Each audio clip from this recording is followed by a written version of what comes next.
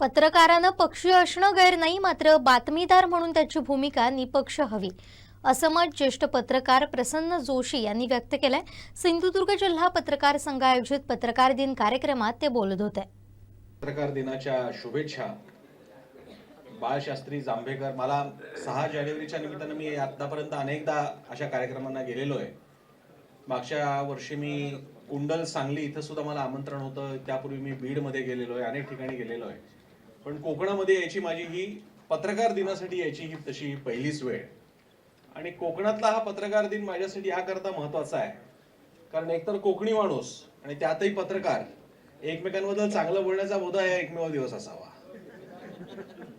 पण त्यामुळे का होईना जांभेकरांचे तसे अनेक उपकार आहेत पत्रकारितेवर, पण त्यातला एक भाग म्हणजे या एका दिवशी एक कोकणी माणूस, विशेषतः पत्रकार, हा दुसऱ्या कोकणी माणसाबद्दल, तोही पत्रकार, यांच्याबद्दल प्रेमाने बोलतात, एकमेकांचं कौतुक करतात, पुरस्कार वगैरे सुद्धा देतात। एक चांगलं चित्र या निमित्तानं बघायला मिळालं। पण ही सुद्धा खरं तर ही प्रतिमा अनेकदा असं वाटतं की अशी काय तयार झाली असावी। म्हणजे मराठी माणूस हा कसा वाद घालणारा आहे याचा तामिळनाडूमध्ये काहीतरी शिलालेख सापडला होता। मराठी भाषा अभिजात सिद्ध करण्यासाठी जे अनेक संदर्भ ग्रंथ आहेत त्यातला एक तो शिलालेख सुद्धा आहे। आणि त्यामध्ये जे काही तमिळमध्ये लिहिलंय त्याच्यामध्ये असं महाराष्ट्रीय भाषा बोलणारे लोक इथे काम करतायत आणि ते तसे वाद घालत असतात किंवा अशा प्रकारे बोलत असतात काहीतरी, आणि अशाच प्रकारचा रेफरन्स अनेकांच्या लिखाणातून आलेला आहे। कोकणात सुद्धा कोकणी माणूस हा असा वाद घालणारा, त्याचा स्वतःचा एक बाणा असतो। अंतू परवा अजरामर पात्र आहे पु ल देशपांडेंचं, ते सुद्धा कोकणचंच, आणि यामुळे एक प्रतिमा तयार होते। पण आता कोकणात फिरत असताना गेल्या काही वर्षांपासून लोकांशी बोलत असताना कोकणी माणूस बदलतोय, आणि जेव्हा कोकणी माणूस असा एकत्र येतो त्यावेळी एवढी सुंदर पत्रकार होण्याची वास्तू साकारते। मला हेवा वाटतो, माझी पत्रकारिता पुण्यात सुरुवात झाली। पुण्यामध्ये आमचा गांजवे पेठेमध्ये नवी पेठेमध्ये आमचं पत्रकार पुणे युनियन ऑफ वर्किंग जर्नलिस्टची बिल्डिंग आहे, पण ती सुद्धा लहान आहे ह्याच्यापेक्षा, एवढा मोठा काय नाही आम्हाला जागा।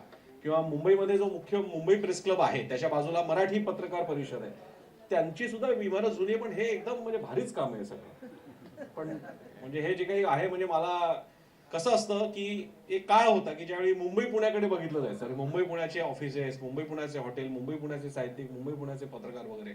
पण इथे आल्यानंतर मला जाणवते की किती काळ झपाट्यानं बदलतोय, आणि ही आधुनिकता आणि हे एक चांगल्या पद्धतीनं प्रकर्षानं दिसलं पाहिजे। मला म्हणजे आतून पु ल देशपांडे का आठवतात, जेव्हा म्हणजे काहीतरी अंतू परवाना कोणीतरी बहुधा पु ल देशपांडेच विचारतात की सगळीकडे लाईट आलेली आहे, तुमच्या घरी कशाला नको, तर तेवढं कशाला पाहिजे लाईट, घरात असं काय दाखवणार आहोत आपण।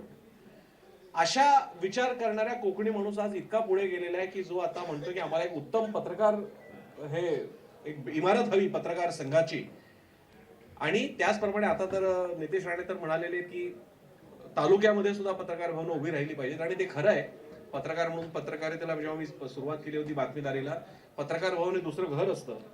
निलेश राणे सुद्धा थोड्या वेळाने येतील किंवा काय, रवींद्र खेबुडकर, तृप्ती धोडमिसे ज्या जिल्हाधिकारी आहेत, मोहन दहीकर पोलीस अधीक्षक सिंधुदुर्ग, उमेश तोरसकर अध्यक्ष सिंधुदुर्ग जिल्हा पत्रकार संघ, दिलीप खडपकर जे सचिव आहेत, ऍडव्होकेट संतोष सावंत खजिनदार, उपाध्यक्ष संतोष राऊळ, आनंद लोके, विद्याधर केनवडेकर, किशोर जैतापकर, कार्यकारिणी सदस्य प्रशांत वाडेकर, संजय वालावलकर, राजन नाईक, सुहास देसाई, महेंद्र मातोंडकर, उर्मिला मातोंडकर कोण तुमच्या, अमित खोत, लक्ष्मीकांत भावे आणि परिषद प्रतिनिधी गणेश जेठे, आपण सगळ्यांनी म्हणजे त्यातले बाकीचे सगळे समितीवाली मंडळी आहेत, बाकीचे सगळे पाहुणे आहेत, आणि या मंडळींनी हा कार्यक्रम घडवून आणला। खरंच कौतुकाची गोष्ट मला वाटते। पत्रकाराने पत्रकाराला काही मार्गदर्शन करावं अशी स्थिती नाही। मी याला एक प्रकारचं व्याख्यान नाही म्हणणार, कारण व्याख्यानामध्ये एक कोणीतरी सांगणार असतो आणि त्याचा काहीतरी एक अधिकार असतो, आणि तो समोरचा माणूस ऐकत असतो, हा माणूस काहीतरी सांगतोय। तुम्ही सुद्धा पत्रकार आहात, आपल्या व्यवसायाबद्दल वेगळं काय सांगायचं, पण मी ज्याला आपण आजच्या भाषेत तरुणाईच्या भाषेत शेअरिंग म्हणतात तसं मी शेअर करणार आहे काय मला वाटतंय त्याच्याबद्दल। आणि राहून जाऊ नये म्हणून एक मुद्दा मात्र मी नक्की आठवणीने सांगणार आहे।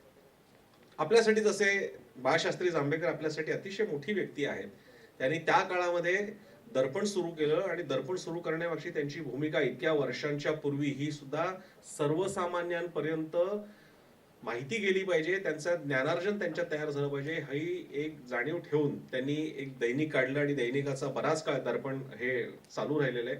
दर्पणच्या आधी सुद्धा एक दैनिक निघालं होतं, असे काही संदर्भ आहेत, पण ते टिकलं नाही.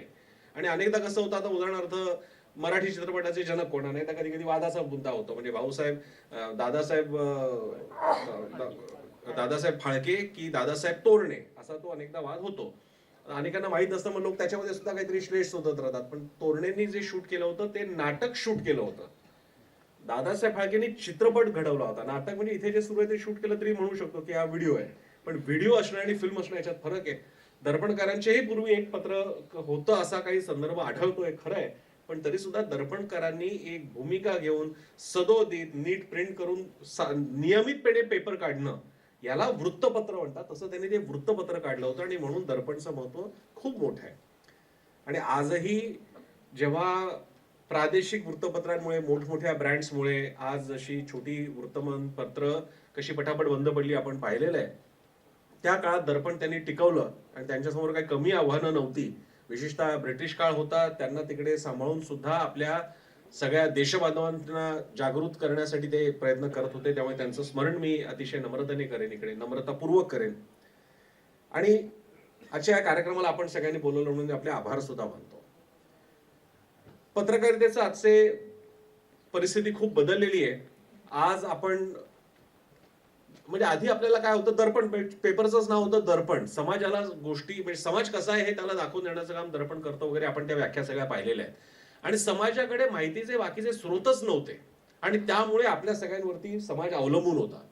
आज झालंय असं की समाजाकडे इंटरनेट आणि मोबाईल रूपी इतकं महत्वाचं साधन आलेलं आहे की आपण कोणी खास आहोत ह्या भ्रमातून आपण बाहेर पडलं पाहिजे.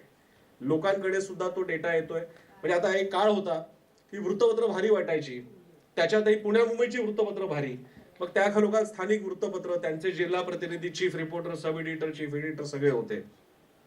आज झालंय असं की नंतर इलेक्ट्रॉनिक मीडिया आल्यानंतर प्रिंटवाले टीव्हीच्या नावाने बोटं मोडू लागले. ते आम्हाला म्हणाले बांबू सगळे काय बूम घेतलेले आले सगळे. ते म्हणाले काय कोण पोरं फिरतायत, यांना काय कळतंय टीव्ही, नुसतं आपलं काहीतरी बाईट घेत बसतात. विश्लेषण कुठे केलेलं आहे, कुठे काही अग्रलेख लिहिलाय का, फीचर लिहिलंय का, स्टोऱ्या लिहिलेल्या आहेत का, असं प्रिंटचा इलेक्ट्रॉनिक मीडियाकडे बघण्याचा एक भूमिका होती, एक असं त्यांचा दृष्टिकोन होता. आणि तो आजही काही प्रमाणात असावा असं अनेकदा मला प्रिंटच्या लोकांशी बोलताना जाणवतं. आता टीव्ही येऊन सुद्धा 20 वर्ष उलटली. 2007ला पहिला न्यूज चॅनल मराठीतला 24 तास चॅनल सुरू झाला, तो म्हणजे झी 24 तास. त्यानंतर एबीपी माझा सुरू झाला, मग न्यूज 18 लोकमत, म्हणजे तेव्हाचा IBN लोकमत, TV9 आणि बाकीचे सगळे चॅनल सुरू होत गेले. आज 18-19 वर्ष झाली म्हणता म्हणता आज वाटत नाही एक अख्खी पिढी. म्हणजे 2007ला जन्मलेला मुलगी कोण असतील, त्यांनी लहानचे मोठेच ते हे चॅनल बघत झाले होते. म्हणजे एक काळ होता की ज्यावेळी प्रदीप भिडेची लोक आठवण काढतात, स्मिता पाटलांची आठवण काढतात, ज्यामुळे त्या अँकर, दूरदर्शनच्या अँकर होत्या, आणि अनेकांच्या आठवणी काढतात त्या. आज 2007 मधली अनेक मुलं मुली जेव्हा आमच्याकडे ऑफिसला जॉबला येतात कोणत्याही चॅनलला, ते म्हणतात तुम्हाला बघत आम्ही मोठे झालो. तुम्ही वाटणार आहे पण इतका काळ निघून गेला. म्हणजे हा मुलगा किंवा ही मुलगी शाळेत कॉलेजेस असताना आपल्याला बघत होती असं वाटण्यासारखा काळ आहे. पण ह्याचा इथे सांगायचा संदर्भ असा की ही पिढी आता तुमच्यावर माहितीसाठी अवलंबून नाही, आणि हे एक वास्तव आपल्याला स्वीकारायला पाहिजे. आम्ही काहीतरी छापू ते तुम्ही बघा आणि हे आता सगळं चाललेलं आहे असं आता उरलेलं नाही. त्याचं कारण आता जनतेच्या हातात सुद्धा माहितीची साधनं आलेली आहेत. आणि हे कमी म्हणून की काय, युट्यूबर्स. आणि मला खात्री आहे की आपल्यामधल्या सुद्धा अनेकांना जरा युट्यूबर म्हटलं की जरा थोडंसं डोक्यात आठीच येत असेल की अरे काय युट्यूबर, काय लिहिलंय, नुसतं कॅमेरा घेऊन उभे राहतात सगळे. त्याच्या सुद्धा काय अपप्रवृत्ती कुठे नाही, त्या प्रिंट मध्ये सगळीकडेच आहे.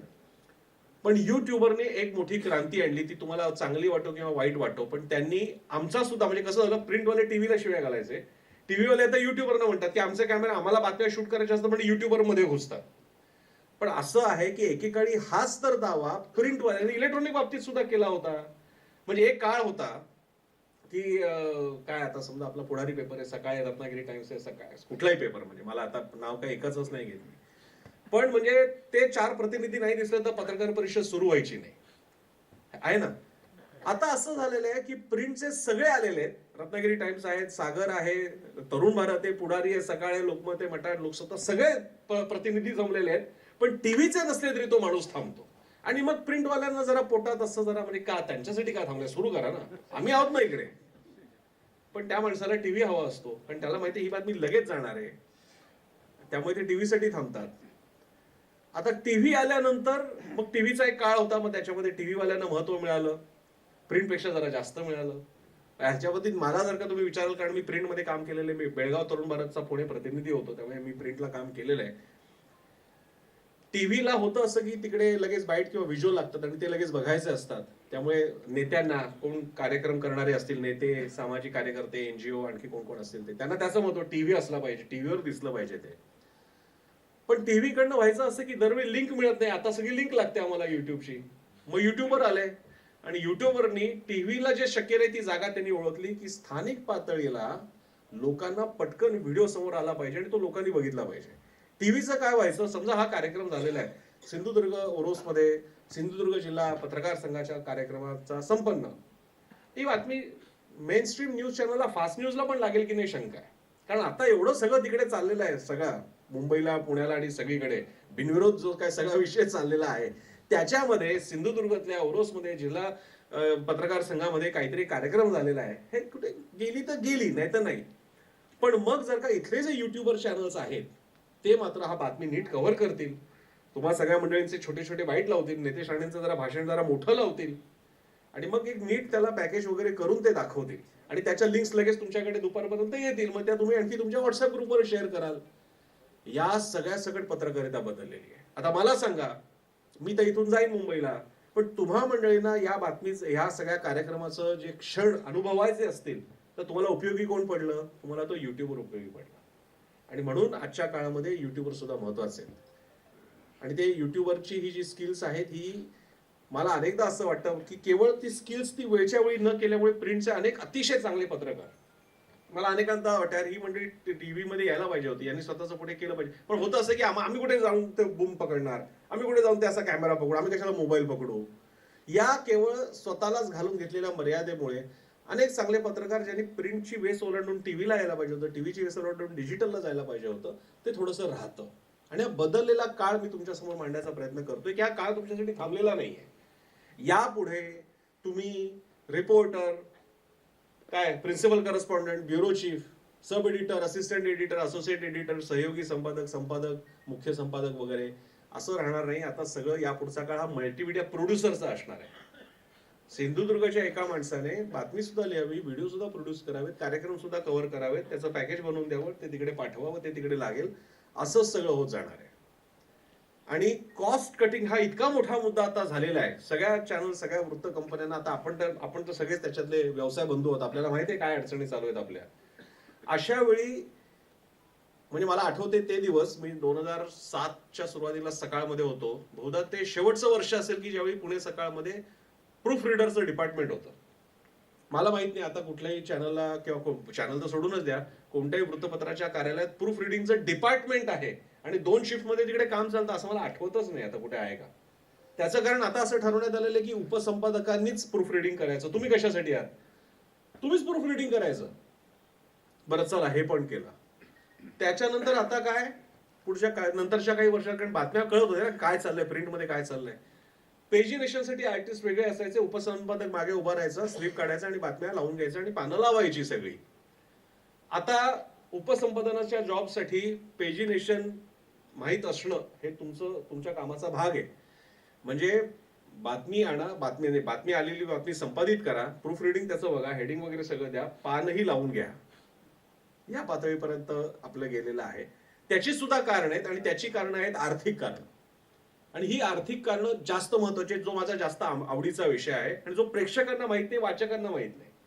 तुम्ही एवढ्या जाहिराती कशाला टाकता, एवढ्या जॅकेट्स कशाला लावता, किती जाहिराती असतात तुमच्या पेपरमध्ये, त्या किंवा आमच्या टीव्हीच्या बाबतीत त्याच बातम्या परत लावता, सारख्या जाहिराती लावता, ब्रेक एवढा मोठा असतो, आम्ही काय करणार, आम्ही बातम्या बदलून टाकतो, असं म्हणणारी जी मंडळी आहेत त्यांना हे लक्षात येत नाही की या माध्यमांचं अर्थकारण कसं आहे. ते अर्थकारण असं आहे की तुमचं एक वृत्तपत्र जर का त्याची खरी किंमत लावायची म्हटली तर किमान 25, 30, 35 रुपयापर्यंत जाईल. म्हणजे आपली जी मुख्य धारेतली वृत्तपत्र आहेत, पुढारी आहे, लोकमत आहे, सकाळ आहे, मटा आहे, लोकमत सगळे, हा पेपर जर का कॉस्टने विकायचा झाला तर किमान 30 ते 35 रुपयाचा आहे. स्थानिक वृत्तपत्र किमान 15 ते 20 रुपयाला विकावं लागेल. घेणार आहेत का दैनंदिन लेवलला माणसं खर्च करणार आहेत का? आज एक सिगरेट 20 रुपयाची आता झालेली आहे. दिवसाला 2 सिगरेट एक वेळ घेणं माणसं घेतील. किंवा 10 वेळा चहा पितील, पण 30 रुपयाचा एक पेपर रोज नाही घेणार, जी खरी त्याची किंमत आहे. तशी दिली गेली तर आम्हाला जाहिरात विरहित पेपर छापता येईल किंवा चॅनल चालवता येईल. पण असं होत नाही आणि लोकांना हे कळत नाही.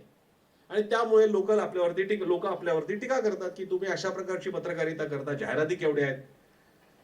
पण हे कधीतरी सांगायचं काम आहे आणि म्हणून मी जिथे जिथे जातो, तो कार्यक्रम कोणताही असो, तिथे जेव्हा लोक मला प्रश्न विचारतात काय राहिलंय पत्रकारितेमध्ये आता आता आजकाल हे पण एक सुरू झालेलं आहे. एक जोक असा ऐकला होता की एका वरिष्ठ नेत्याकडे एक पत्रकार दुसऱ्या पत्रकाराची ओळख करून देतो की यांना बेटा एक मोठे पत्रकार आहेत.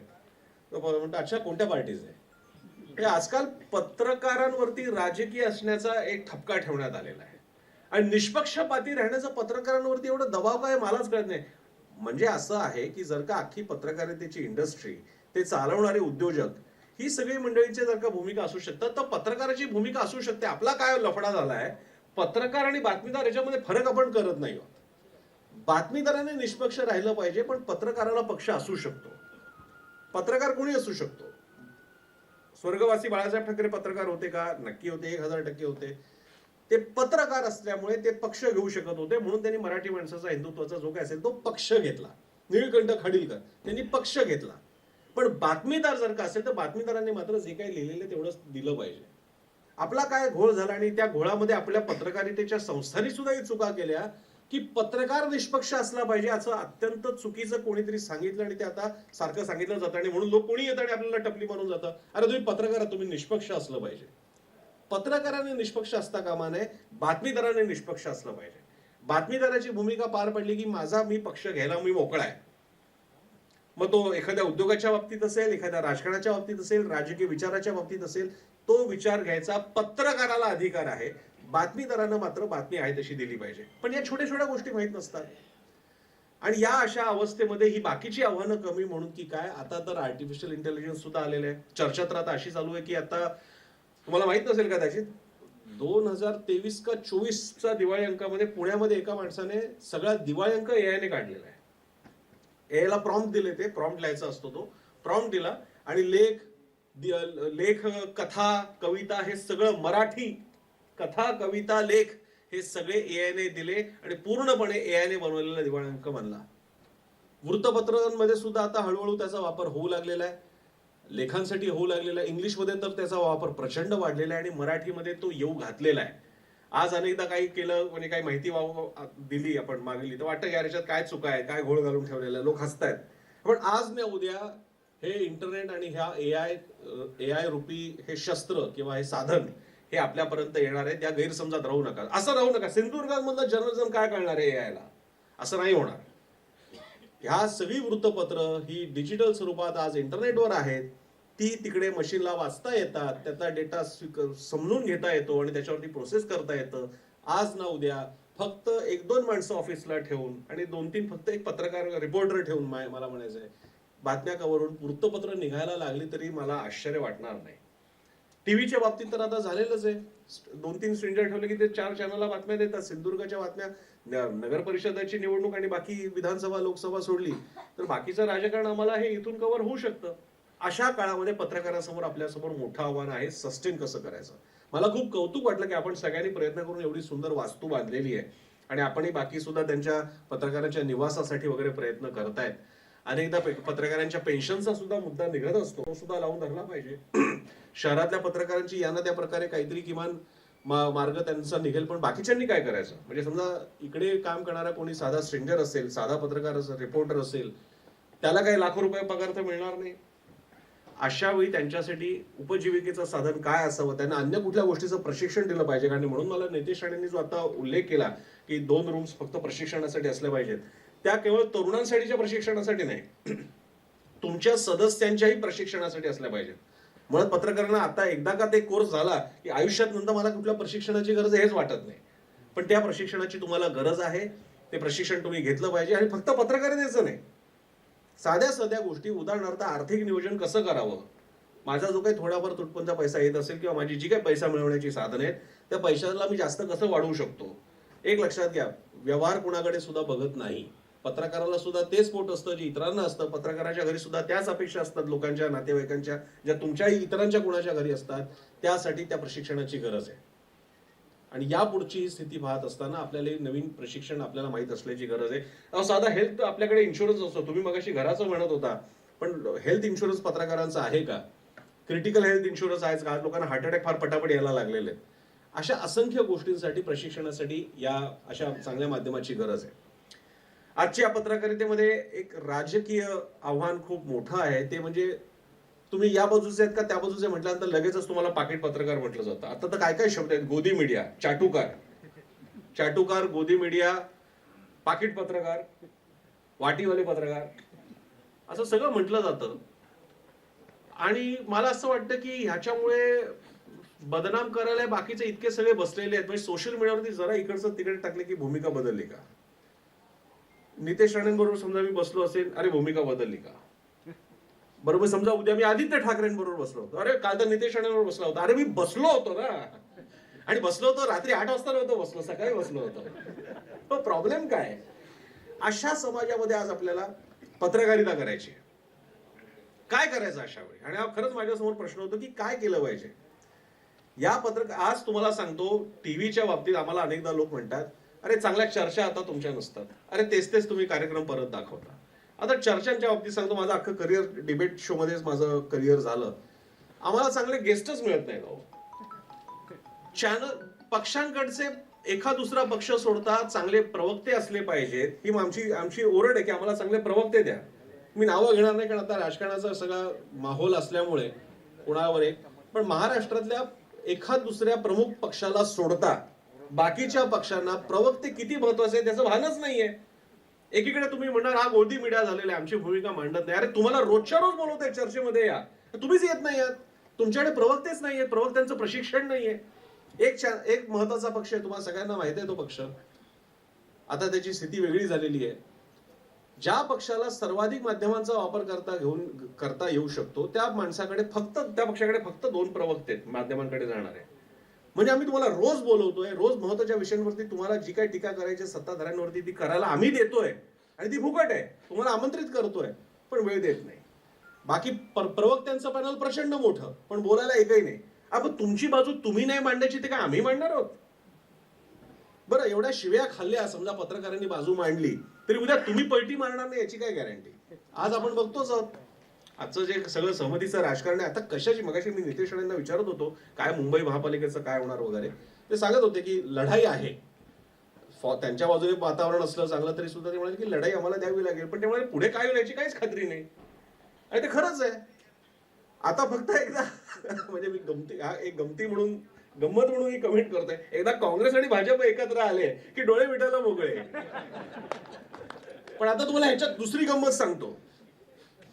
युपीए सरकारच्या काळामध्ये संघाचे एक फार मोठे नेते तिकडे, नेते ही सिस्टीम नाही पण महत्वाचे कार्यकर्ते आणि तरुण भारतचे संपादक मागो वैद्य यांनी असा त्यावेळी उल्लेख केला होता की काँग्रेसला ज्या प्रकारे सध्या कार्यभार करावा लागतोय देशाचा, सगळ्यांना सांभाळून पुढे न्यावं लागतंय, त्याच्याऐवजी काँग्रेस आणि भाजपनं एकत्र येऊन राष्ट्रीय सरकार स्थापन करावे हा आग्रहलेख लिहिला होता. ही कन्सेप्ट मी आताची मांडली, हा जोक नव्हता, हे खरंच असा विचार संघाच्या माणसाने मांडलेला आहे. काँग्रेस आणि भाजपने एकत्र येऊन राष्ट्रीय सरकार स्थापावं, आज ऐकायला कसं तरी वाटेल. अर्थात आज त्याची गरज नाही, आज काँग्रेसमधूनच डायरेक्ट तिकडे येत आहेत आणि पक्ष त्यांचा झालेला आहे. पण अर्थात तो पुन्हा ज्याचा त्याचा विषय आहे, कोणी पक्षांतर करावं किंवा काय.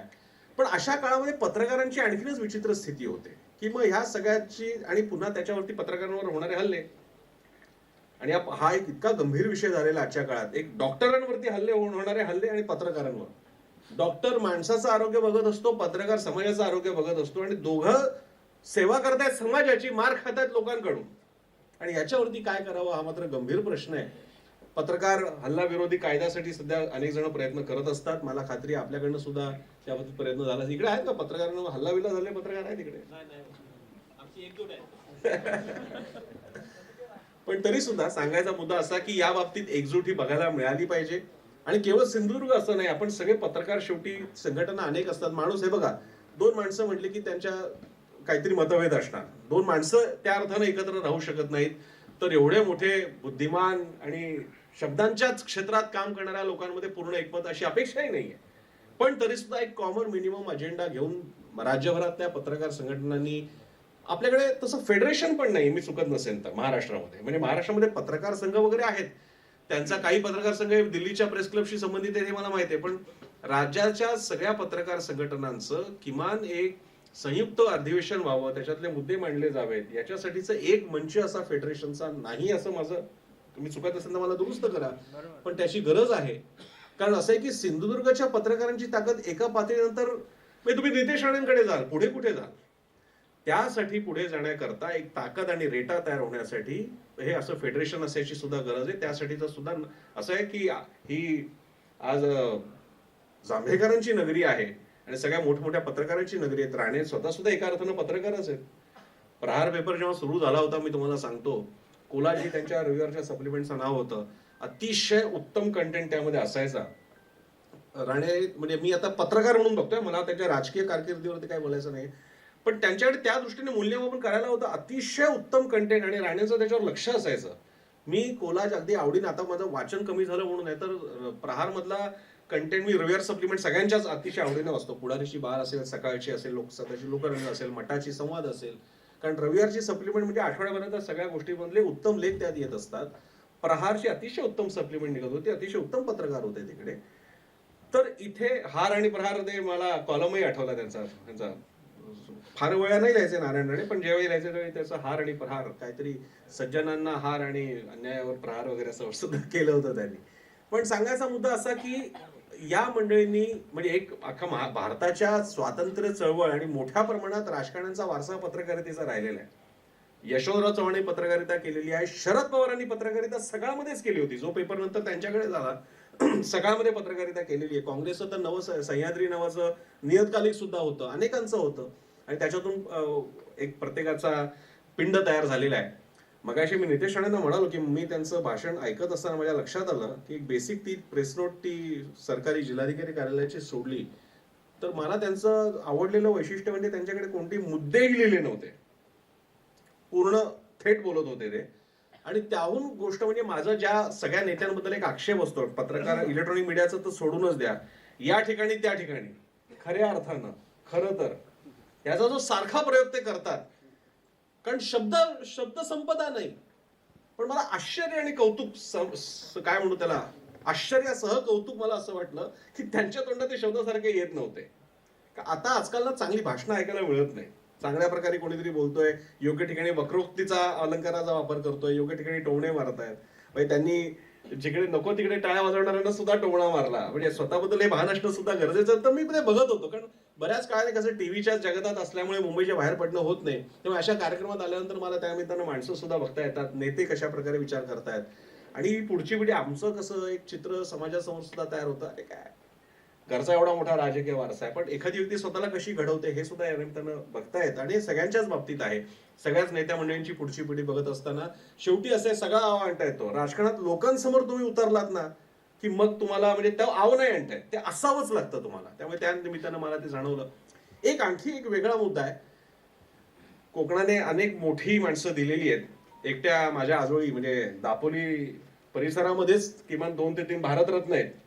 लोकमान्य टिळकांचं मूळ गाव, जन्मगाव तिथलं, महर्षी कर्वे कोकणातले, आंबेडकर कोकणातले, म्हणजे मूळ आंबेडकरांचं मूळ गाव वगैरे सगळं मूळ घर, अशी सगळी मंडळी आहेत. पण एक पत्रकार आहे ज्याचं मात्र दुर्लक्ष झालेलं आहे, आणि त्याबाबतीत मी तुम्हाला विनंती करेन, कारण त्या पत्रकाराचं मूळ मालवणच आहे. माहितीये का कोण? बाबूराव पराडकर. हिंदी पत्रकारितेचे भीष्म पितामह त्यांना म्हटलं जातं. त्यांची मूळ फॅमिली इथून वाराणसीला गेली, तिथे सेटल झाली, आणि नंतर त्यांनी तिकडे करिअर केलं. तर आज ज्या छान आणि सन्मानानं बाळशास्त्री जांभेकरांची जयंती असेल, दर्पण दिन असेल, आपण साजरा करतो, तसं हिंदी पत्रकारितेत एक मराठी नाव महत्वाचं आहे. वाराणसीमध्ये त्यांचं स्मारक आहे, पण जो त्यांचा मूळ जिल्हा, मूळ गाव आहे, तिकडे मात्र त्यांचं काही होत नसेल, तर मात्र माझी ही तक्रार नाही, माझी प्रेमळ विनंती आहे तुम्हा सगळ्यांना की त्यासाठी सुद्धा आपण आवाज उठवावा. आणि नितेश राणे असतं तर मला त्यांच्यासमोर सांगायला आवडलं असतं, पण पुढच्या वेळी पत्रकार दिन असा आहे की तो दर्पणकारांचा आहे, पण शेवटी त्यातलं मूल्य पत्रकारितेचं आहे. तो इथे साजरा केला काय किंवा तिकडे केला काय, किंवा असं पण करता येईल की समजा इथे पत्रकार दिन 6 जानेवारी म्हणजे वर्षारंभ असतो, तर पराडकरांच्या जन्मगावी तिकडे त्याचा समारोपाचा दिन साजरा होईल का, किंवा असं काही मिळून ते दोन्ही गोष्टी जोडता येतील का, ते बघावं. शेवटी मराठी आपणच आपल्याला सांगितलं नाही, एकमेकांबद्दल बोललं नाही, तर दुसरी कोणी दखल घेणार नाही. तर त्या निमित्तानं आणि वाराणसी आणि सिंधुदुर्गाचं असं नातं सुद्धा, म्हणजे सिंधुदुर्गमध्ये आपली राजापूरची गंगा म्हणतात, की शब्दशः त्या गंगेच्या काठी जर का कोणी आपला राजापूरचाच माणूस, मालवणचाच माणूस गेला आणि त्याने एवढं मोठं कर्तव्य बजावलेलं असेल तर त्याची एक जाणीव आपल्याकडे असली पाहिजे, ती आपण कराल अशी अपेक्षा आहे. बाकी पत्रकारांना आपण काय सांगणार, मी मगाशी म्हणालो तसं हा आजचा एकमेव दिवस आहे की ज्याच्यामध्ये बाकी समोरचे पत्रकार दुसरे एका पत्रकाराला शांतपणे ऐकतात.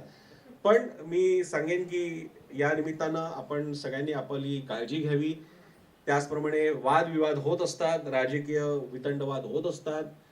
आज थोडंसं बाजूला आलेलं तर कौतुक असेल, पण नंतर थोडंसं जरा टीका केली तर लोकांना झोंबत असतं. आजकाल ऍटिट्यूड खूप प्रत्येकाचा सगळ्या फार झालेला आहे, लोकांना सहन होत नाही, टीका सहन होत नाही, अशा काळात आहोत. आणि वाईट म्हणजे चायपेक्षा किटली गरम, म्हणजे नेते सुद्धा विचार करणार नाहीत.